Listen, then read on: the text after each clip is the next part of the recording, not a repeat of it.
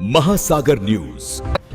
सगळ्यात मोठी breaking news येत आहे। दिल्लीच्या संसद भवनच्या परिसरामध्ये पोलिसांनी अश्रुधुरांच्या नळकांड्या फोडल्या आहेत। त्याच्यामुळे आंदोलक जे आहेत ते पांगवण्यासाठी या नळकांड्या फोडण्यात आल्या आहेत। पण आपण पाहतोय की बऱ्याच ठिकाणी पोलिसांनी अक्षरशः बंदुकी देखील ताणल्या आहेत। हे आंदोलन आता चिघळत आहे, कारण संसद भवन परिसरामध्ये आंदोलक जात होते आणि त्यांना रोखण्यासाठी पोलीस या ठिकाणी पोलीस बळ वापरण्याचा प्रयत्न करत आहे।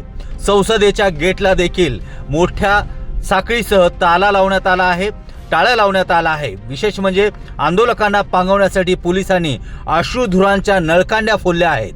खरं तर हे आंदोलन चिघळलं आहे। आता तरी राजीनामा देणार का, या गोष्टी आणि हे नारे या ठिकाणी सुरू आहेत। पोलीस आता मात्र यांना पांगवण्यासाठी या ठिकाणी आपापले प्रयत्न करत आहेत। खरं तर पोलिसांकडे एवढ्या संख्याबळ असताना, पोलिसांच्या छावणीचं रूप त्या ठिकाणी आलं असताना विद्यार्थी मात्र आक्रमक झाले आहेत आणि हे आंदोलन देखील आक्रमक झालं आहे। आपण पाहूयात हे सर्व दृश्य।